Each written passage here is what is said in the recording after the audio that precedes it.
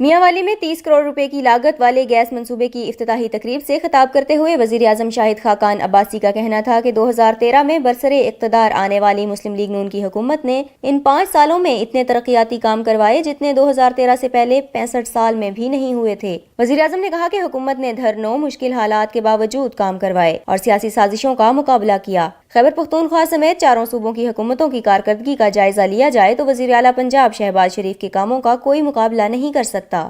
باقی صوبوں کے عوام پنجاب کو رشک کی نگاہ سے دیکھتے ہیں اور شہباز شریف جیسا وزیر اعلیٰ چاہتے ہیں۔ آئندہ ماہ ہونے والے سینٹ الیکشن کے حوالے سے وزیر اعظم شاہد خاقان عباسی نے کہا کہ جس جماعت یا شخص کا ایک رکن صوبائی اسمبلی بھی نہیں وہ سینیٹر کیسے بن سکتا ہے؟ لوٹ کھسوٹ، ضمیر فروشی اور ووٹ خریدنے کی سیاست ملک کے مفاد میں ہرگز نہیں۔ ایسی سیاست کے خلاف جہاد کر کے اسے ختم کرنا ہوگا۔ وزیر اعظم شاہد خاقان عباسی کا کہنا تھا کہ نون لیگ ضمیر خرید کر سینٹ میں آنے والے لوگوں کا مقابلہ کرے گی، کیونکہ ہارس ٹریڈنگ اور ووٹ خرید کر سینیٹر بننے والا ملک اور قوم کی نمائندگی ہرگز نہیں کر سکتا۔ عوام فیصلہ کریں کہ کام کرنے والوں کو ووٹ دینا ہے یا گالیاں دینے والوں کو۔ اگلے الیکشن میں دوبارہ نون لیگ کی حکومت آئے گی۔